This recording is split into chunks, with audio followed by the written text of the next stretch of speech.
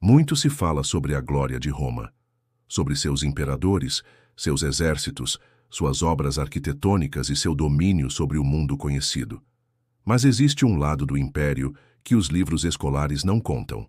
Um lado enterrado sob séculos de silêncio e poeira. Um lado manchado de sangue. Roma não foi apenas construída com pedra e espada.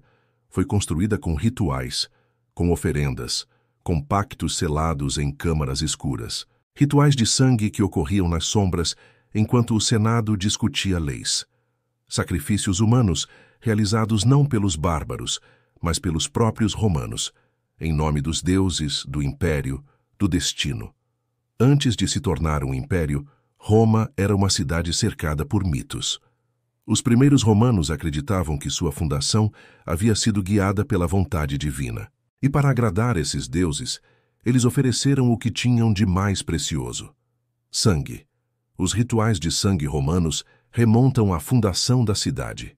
Segundo a tradição, Rômulo matou seu irmão Remo como parte do destino divino. Esse fratricídio fundacional já indicava que o sangue seria o cimento da cidade eterna. Nos primeiros séculos da República, rituais religiosos envolviam oferendas de animais, bois, porcos, carneiros. Mas há registros antigos de sacrifícios humanos em momentos extremos. O historiador Tito Livio relata que em 216 a.C., após a derrota dos romanos para Aníbal em Canas, 2 gregos e 2 gauleses foram enterrados vivos na cidade. Um sacrifício aos deuses do submundo. Isso não foi um caso isolado. Escavações arqueológicas revelaram câmaras subterrâneas com ossos humanos, muitas vezes de adolescentes, acompanhados de objetos rituais. Em vários pontos de Roma e de antigas colônias romanas, foram encontrados altares com marcas de sangue e inscrições dedicadas a deuses obscuros. Mas os sacrifícios não eram apenas religiosos. Eles tinham um propósito político. Em períodos de transição, como a ascensão de um novo imperador, era comum realizar cerimônias de purificação, e essas cerimônias muitas vezes envolviam sangue. O imperador Augusto, conhecido por restaurar os valores tradicionais, reativou antigos rituais religiosos. Entre eles, os chamados ludi saeculares, jogos seculares celebrados a cada 100 anos, nos quais se sacrificavam animais raros e, segundo fontes não oficiais, humanos também. A elite romana acreditava que, ao derramar sangue sobre o solo, renovavam o pacto entre Roma e os deuses.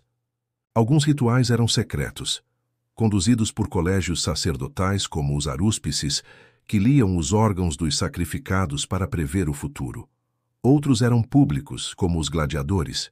E aqui entra um dos maiores paradoxos da história romana. O espetáculo de sangue era também um ritual. Os combates no Coliseu não eram apenas entretenimento.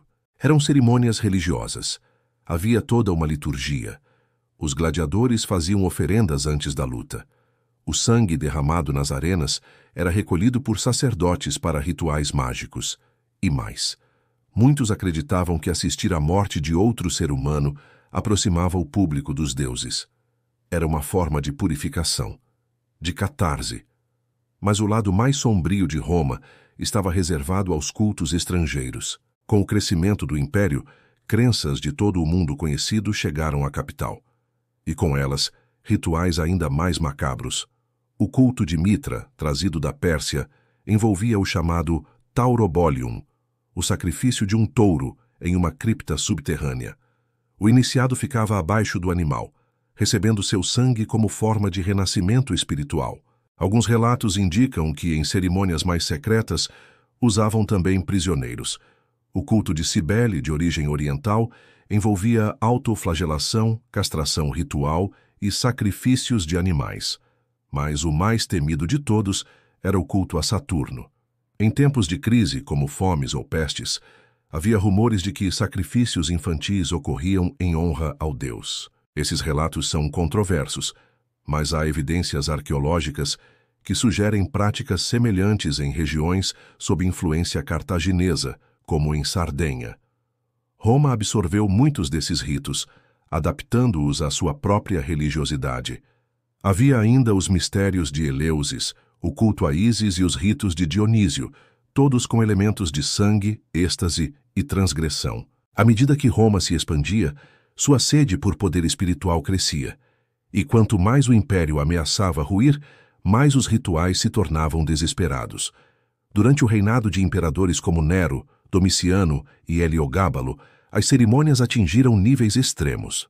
Heliogábalo, por exemplo, é descrito por fontes antigas como alguém que oferecia sacrifícios humanos aos deuses sírios, mantinha templos dedicados ao Sol Negro e realizava orgias ritualísticas com sangue e vinho. Claro, muitas dessas descrições podem ser exageradas ou distorcidas pelos inimigos políticos dos imperadores. Mas o fato é, Roma não hesitava em usar o sangue como instrumento de poder. Quando o cristianismo começou a se espalhar, essas práticas foram duramente criticadas pelos primeiros cristãos.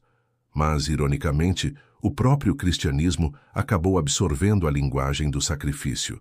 Jesus foi descrito como o Cordeiro de Deus, cujo sangue redime os pecados. A Eucaristia tornou-se uma representação simbólica, mas poderosa, de um ritual de sangue.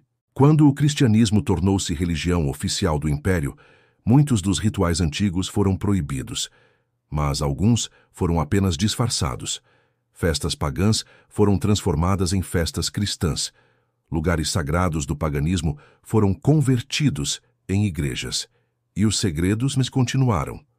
Alguns estudiosos acreditam que certos rituais de sangue nunca desapareceram.